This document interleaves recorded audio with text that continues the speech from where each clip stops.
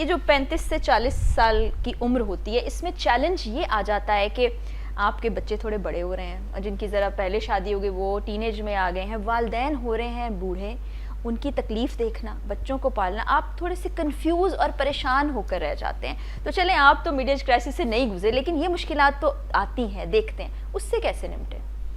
دیکھیں جی، پہلی بات تو یہ ہے کہ ابھی جو شاہ جی نے فرمایا اس کے لیے تو میں ایک چھوٹی سی میری ایک غزل ہے کہ کسی بے آسرا سے ہم سہارے بانٹ لیتے ہیں، خوشی کے روز آؤ چاند تارے بانٹ لیتے ہیں، مجھے مایوس آنکھوں کی نمی اچھی نہیں لگتی، میرے کاندھے پہ سر رکھو خسارے بانٹ لیتے ہیں، واہ واہ واہ، کیا تمہارے درد کے قصے اگر کوئی نہیں سنتا، میرے کانوں میں سب کہہ دو سہارے بانٹ لیتے ہیں، کیا بات ہے۔ کسی کو میں سہارا دوں، کسی کو تم سہارا دو، ہمارے گرد ہیں لاکھوں بیچارے بانٹ لیتے ہیں، اور چلو اس عید پہ ہم ایک نیا سا کام کرتے ہیں، چلو اس عید پہ ہم ایک نیا سا کام کرتے ہیں، رقیبوں سے گلے مل کے چھوارے بانٹ لیتے ہیں، کیا بات ہے۔ رقیبوں سے گلے مل کے چھوارے بانٹ لیتے ہیں، اور یہ غیر سیاسی شعر ہے کہ مجھے لگتا ہے ہم سے یہ سیاستدان اچھے ہیں، مجھے لگتا ہے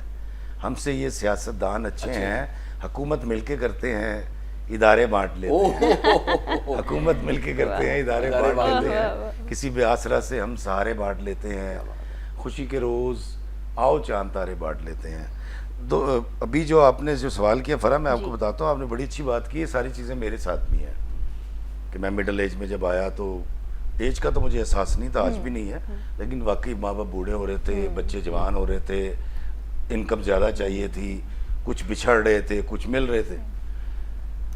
دراصل یہ ہم بات کر رہے ہیں دراصل کل کی فکر کی، اور کل کی جو فکر ہے وہ آپ کو برباد کر دے گی، تباہ کر دے گی۔ کل کے بارے میں وہ سوچے جس کو یہ یقین ہو کہ اس نے زندہ رہنا ہے، میں تیج تک نہیں سوچیا، اور حقیقتاً میں اس مڈل ایج کیا میں ایجٹ ہو گیا ہوں، میں اس کرائسس سے کبھی نہیں گزرا۔ میں آج بھی صبح واک کے دوران تیز تیز چلتے ہوئے اپنی 10 سال چھوٹی بیوی کو پیچھے دیکھ کے کہتا ہوں رہ گئی ہیں، اور میں انجوائے کرتا ہوں سر۔ لیکن ابھی جو آپ نے بیان کیا، میرے ذہن میں ایک چیز آ رہی تھی کہ ہمیں لگتا ہے کہ آج کا دور مادیت کا دور ہے، قارون کا دور کون سا دور تھا؟ اکبر اعظم کے خزانوں کے بارے میں کیا خیال ہے؟ چنگیز خان نے جو پیسہ جوڑا تھا، سر دور وہی ہے، صرف ٹیکنالوجی ملی ہے آپ کو۔ اے آئی کی آپ نے بات کی نا، آپ سمجھ گئے میں کیا کہہ رہا ہوں؟ بالکل صحیح جی سر دراصل میری خواہش کا تعلق تو میرے نفس سے ہے، بالکل ٹھیک ہے۔ وہ جو اللہ سے بھڑ گیا تھا اور پھر اس کے مچھر چلا گیا تھا، اور وہ جو جوتا پڑتا تھا پھر وہ ٹھیک ہو نہیں، سر صرف گیجٹ بدلا ہے۔ پہلے چٹھی تھی، چٹھی سے پہلے نہ ہی جاتا تھا کہ پاجیو فلاں نے سنیا بھیجا دسو کی جواب دواں، آج گیجٹ بدل گیا۔ میرا خیال ہے مادیت کا تعلق قطعاً مشین سے، صنعت سے اور کیپٹلزم سے نہیں ہے۔ کیپٹلزم تو پہلے بھی تھا، اللہ تعالیٰ کہتا ہے پتہ نہیں کتنے اونٹوں کے اوپر قارون کے خزانے کی چابیاں جایا کرتی تھی۔ بالکل صحیح۔ تو مجھے ایسا لگتا ہے کہ آدم کے دور میں اگر کسی شخص کو گالی بری لگتی تھی نا، تو آج بھی تو بری لگتی ہے، اچھی کسی کو، اور آدم کے دور میں اگر کسی کو اچھائی، خوبصورتی لبھاتی تھی یا پھول سونگنے کے بعد مسحور ہوتا تھا، تو آج بھی ایسے ہی ہوگا۔ تو میں یہ سمجھتا ہوں، باقی تسی بہت بہتر جانتے ہو، میرا خیال یہ ہے کہ میری خواہش کا تعلق ہے مادیت سے، بالکل ٹھیک، گیجٹ سے، ترقی سے، سائنس ٹیکنالوجی سے بالکل بھی نہیں ہے۔ میں قسم کھا کے کہتا ہوں، کبھی کسی برآمدے میں سوئے ہوئے غریب آدمی کو دیکھیے گا، سردیوں میں بھی، ایون سردیوں میں بھی، شدید سردی میں ایک گتا یا وہ جو شکر ہے، وہ ہمیں بڑا شوق ہے نا بینر لگانے کو، بینر 6-7 اتار کے بیچارہ نیچے بھی لیٹتا ہے، اور اس کا کل اثاثہ اس کی ایک چپل ہوتی ہے، وہ اس کو سر کے نیچے رکھتا ہے اور سو جاتا ہے۔ اور میں بچپن سے اپنے بچوں کو روک کر، جب میں موٹر سائیکل پہ تھا تب بھی دکھاتا تھا چبرجی کے برآمدوں میں، کہتا یار دیکھو، تو میری بیوی دیکھتی تھی، ہاں کیا؟